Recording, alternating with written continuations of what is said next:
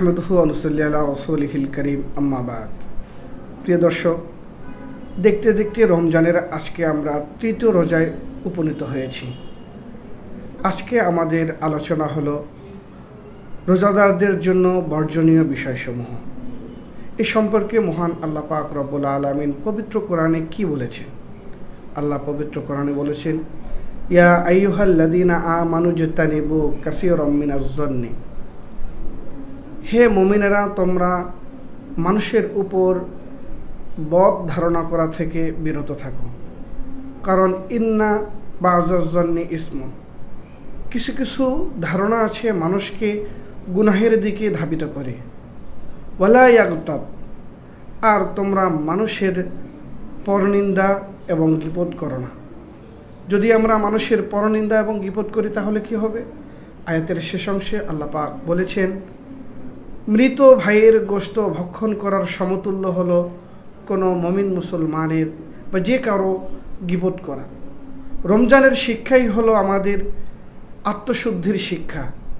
আমাকে সংশোধন করতে হবে, রোজা আমাকে এই শিক্ষা দেয়। তাহলে কেন আমরা মানুষের গীবত করব? যদি আমরা মানুষের গীবত করি তাহলে কিয়ামতের ময়দানে আমাদেরকে দেখানো হবে যে আমরা আমাদের মৃত ভাইয়ের গোশত ভক্ষণ করেছি।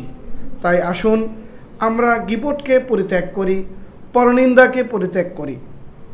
কারণ রাসূল সাল্লাল্লাহু আলাইহি সাল্লাম বলেছেন, রুব্বা সাইমিন, কিছু কিছু রোজাদার রয়েছে, লাইসা লাহু মিন সিয়ামিহি ইল্লা জুউ, কিছু কিছু রোজাদার রয়েছে তাদের রোজা হয় না, কেবলমাত্র উপোস থাকা, অনাহারে থাকা, খাবার এবং পানাহার থেকে বিরত থাকাই হয়।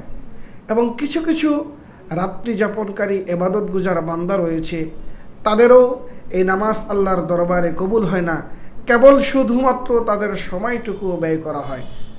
তো আসুন রমজান মাসে আমরা সকলেই মিলে আমাদেরকে আত্মশুদ্ধি করি, নিজেদেরকে পরিশুদ্ধ করি, যাতে করে আমরা কারো গীবত করব না, কারো পরনিন্দা করব না, আল্লাহর এই হুকুমকে আমরা মেনে আমাদের রোজাকে সাফল্যমণ্ডিত করি এবং আমরা নিজেদেরকে কিয়ামতের ময়দানে রোজায় বিনিময়ে পাওয়ার জন্য যে শর্তগুলো রয়েছে সেই শর্তগুলোর মধ্যেই কিছু কিছু হলো যে পরনিন্দা না করা, গীবত না করা, অন্যের সমালোচনা না করা, কাউকে গালি না দেওয়া, কারো খারাপ দিকগুলো তুলে না ধরা, এই বিষয়গুলোর উপর আমল করার আল্লাহ পাক আমাদের সকলকে তৌফিক দান করুক। আমিন। আসসালামু আলাইকুম ওয়া রাহমাতুল্লাহ।